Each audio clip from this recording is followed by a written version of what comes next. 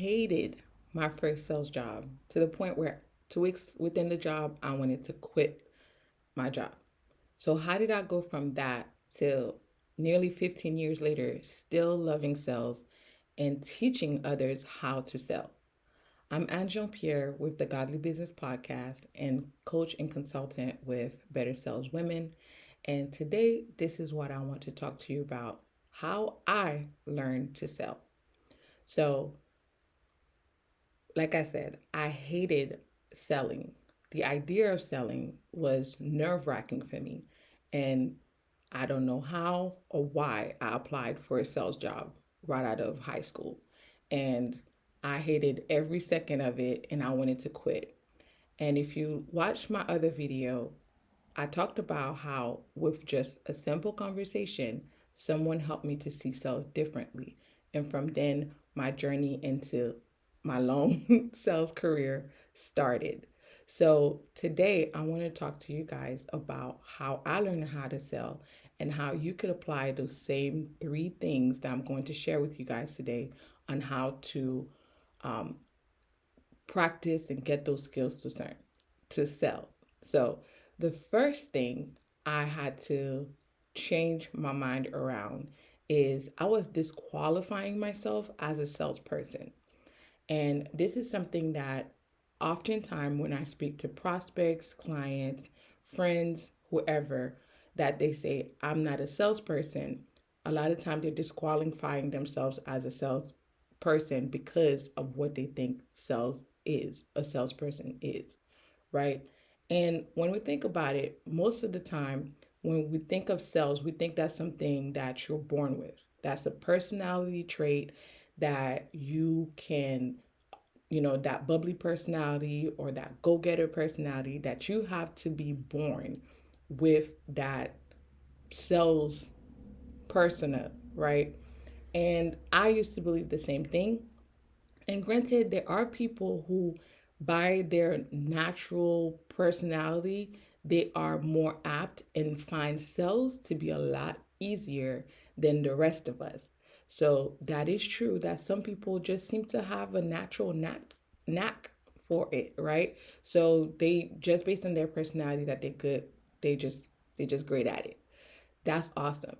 Now for the rest of us who feel nervous, who start getting anxious, who are like, every time I have to talk about money, I get butterflies or, your heart start racing. For the rest of us that are not as natural salespeople, this is something I want you to keep in mind is that sales is a skill.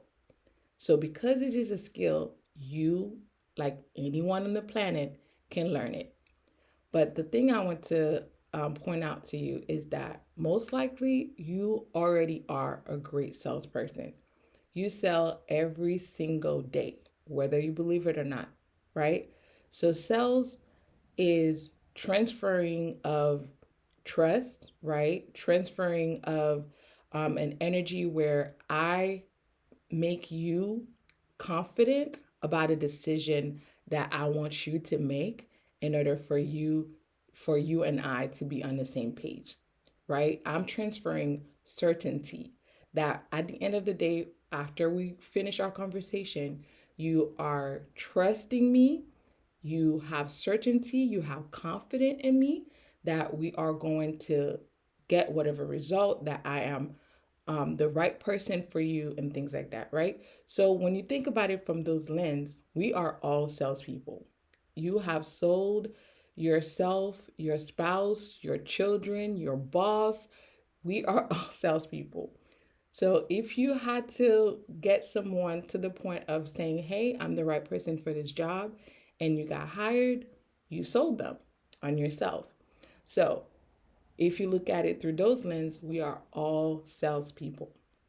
And honestly, once you start looking at it from that lens, you're realizing that sales is something that most likely you're already naturally great at, anyways, right? So that's the first thing that I had to change my mindset around and realize that you need to stop disqualifying yourself and saying that you're not a salesperson. And once you realize that it's a skill set, and just like any other skill set, all you have to do is learn how to apply the right time in order for you to get the result that you want. So that was the first hurdle that I personally had to get over and understanding what sales was. So after that, the second thing that I had to learn is believing in what I was selling. Now, like I said, I've been in sales for way over a decade, and I've had been blessed to have the opportunity to work for multiple different companies in multiple different industries and leadership position and on the field and on the phone, like all the different ways of sales that you could think of. Probably not all, but a lot of different ways that you could think of in selling sales, right? And selling products and services. So now, the biggest thing I've noticed is for me and others, and since being a sales trainer, I've also noticed it as well, is if you don't believe in the product, if you don't believe in the service, no matter how much hype that you have, how much energy, how much enthusiasm, how much positivity that you have, if you don't believe in the product yourself, if you don't believe in the service yourself, you will not be able, again, to transfer that energy of certainty to the other person. So if I'm trying to sell you on this phone, right? And I'm trying to sell you, and I don't believe myself that this phone is great. I'm not going to back and be as confident to try to sell you why you should get this phone, why you should look into this as a possibility for yourself, and why it should be great for you. Yes, you could go through all of the steps, right, of building rapport, asking the right questions, and all of those things that you do that we teach in sales training, right? But if you don't believe it, the customer, the prospect is going to feel that. They're going to sense that why, like, you don't trust your own product, so why should I get it? One thing I learned in one of the companies I was working for is when they wanted us to focus on the product, we all were given that product to use for ourselves, to use on a daily basis for a while in order for us to get to know the product. You had to know it in and out. The purpose of that is because now I know the product, I can know its flaws so I can speak to its flaws. I can know all its positivity so I can speak to that. And the good thing is, the things that I find, someone else could find something else, and we could discuss all of the pros of that product. So, because it did that, when I was selling, when I was presenting that product to a customer, I wasn't presenting it based on a pamphlet that I read. I wasn't presenting this product based on what other people say, which testimonials are very, very great, right? But I was presenting it based on my personal experience with this product. I knew this product because I had to live with it, I had to use it, I had to get to know it inside out. So if you yourself don't use the product, right, in the industry that you are in, and you don't believe that it's that great of a product, two things I would consider you to do is to go and read the testimonials of the product. That will really help you to have a better understanding of what other people's experience is with it. And read the good, the bad, and the ugly. Because by doing that, you have a better idea of what other people, your prospects, may have a preconceived notion about this product. And then based on your pamphlet knowledge, right, and your experience with it, your other people who've used the experience, even if yourself have not used it, and your company training about it, you will have a better understanding of what that product does and be ready to answer questions around that. Same thing for service. If you do not work for yourself, right, as an entrepreneur or coach, and you are selling another service, then you also need to do the same thing. Now, this part is for coaches and consultants. The point that most service coach and consultant are serving is solving a problem. That's the same thing everybody does. That was scary. My art just fell. That's the same thing that everyone does when you are selling a product or service, is finding a solution to that person's problem. But here's the thing, as a coach or consultant, if you are hesitant and if you don't think that you can get them the result that you say you will, one is don't sell it, right? Because then if you yourself are like, I'm not sure if I can get to that level, then don't make that as an offer, right? The other thing is sometimes I find that coach and consultant have imposter syndrome. Not that they cannot deliver it, but you feel like you are unworthy or you are not in the position, like, who am I to be able to do that? That's a completely different conversation that we can have another time. But you have the experience, you have the tools, you have the knowledge, and what do not dismiss what you know, especially if you're just starting out and you feel like, I'm not sure if people will be willing to pay for this service that I'm about to offer. I'm not sure if people are going to see the value. There are many ways for you to show the value of your products. But the main thing is to focus on helping that particular customer. But I want you to know your experience matters. You know what you're doing. So you have to believe in your service. You have to believe that you have the blueprint to get this person from feeling anxious, nervous, whatever they're dealing with, to where they're like, okay, I know I can do this and I can trust this person. So that's another little caveat that I want to put in there with coaches and consultants, especially if you're just starting out. But again, believing in the product that you're a service, selling, believing in the service that you're offering, that you can get the result for the person.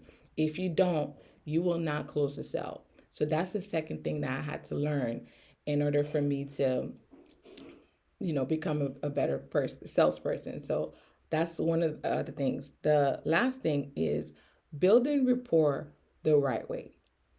Now, like I said, I have been in sales for a while, and one of the ways they used to teach to build rapport was to approach it and talk to them about, their kids, their family, things like that. Now, depend on the sales and depend on where in sales you are.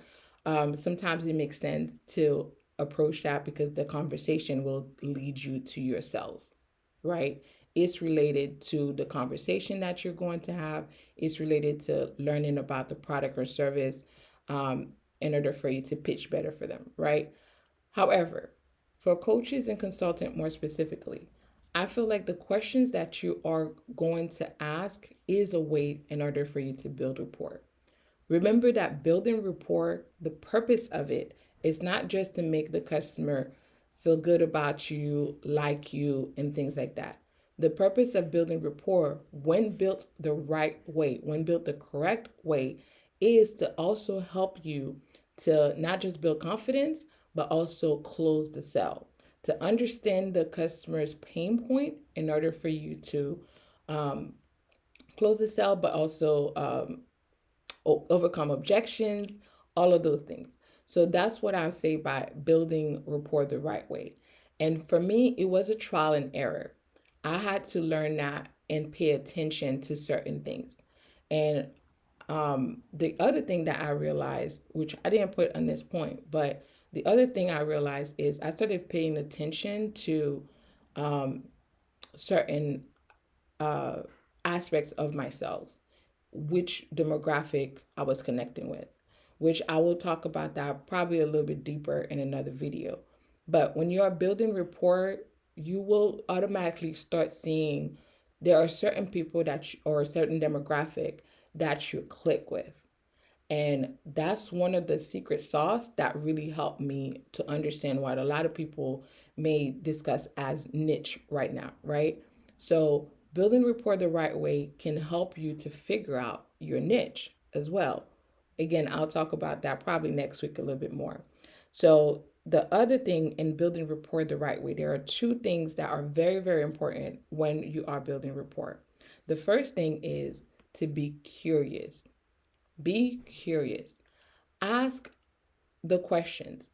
But when someone give you certain objections or feedback, the way that you respond to that, the way that you approach that question, the way that you move around about that question will determine whether one, you keep that trust going, and two, it will determine whether or not, again, you lose the trust and therefore lose the prospect, but also will determine whether or not you can learn and overcome that objection by learning exactly what it is that their concern is in order for you to move forward. For example, if someone's like, hey, um, I, I'm not sure if this is the right time for me. And remember why I said how building rapport is asking the right questions? So, one of the questions you ask, or I recommend people ask all the time, is why now? Depend Doesn't matter, you don't have to ask it in this way, but the question that you're asking is why now, right? So, one of the ways you can ask that is, oh, how long have you been dealing with this, right? That's an example. So, the why now question. So, if the person's objection, therefore, is, um, I'm not sure if this is the right time for me, your curiosity question is like, huh, really? I mean, based on our conversation, you said you've been dealing with this for 5 years. So, why would you want to wait another 5 years? I'm just curious. Like, why would you want to wait another day to deal with this problem? Right? So, being curious and approaching that question in a way that is like, I'm just curious, like, why would you want to wait? Like, why not now? Okay, what is it that you're not, pretty much what you're trying to figure out is, why would the person want to deal with the issue one more day? Right? What is it? Or it that question does two things. One, it kind of gets you to make the person like, well, yeah, I did say I'm complaining about this problem, so like, why would I want to do that?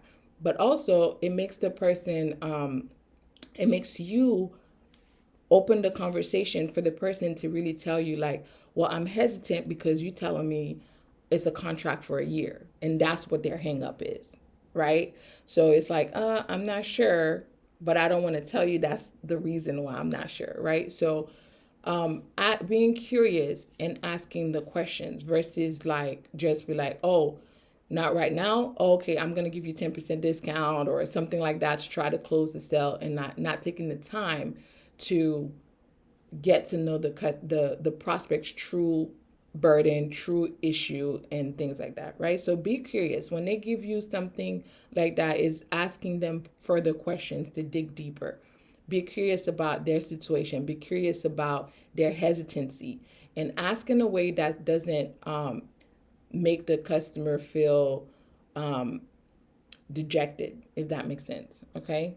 Uh, the the second thing, which we already kind of covered, is asking the right questions, right? So in building the rapport, the reason why you're asking those type of questions, like, how long have you been dealing with this, things like that, is so, like I said in this example that we just used, when they come up with the objection of, I don't think I will have time for that, I don't think this is the right time, this is and that, you can use back what they said, right, to open the conversation and be curious to get to know them, to dig deeper and find the solution, and then close the customer.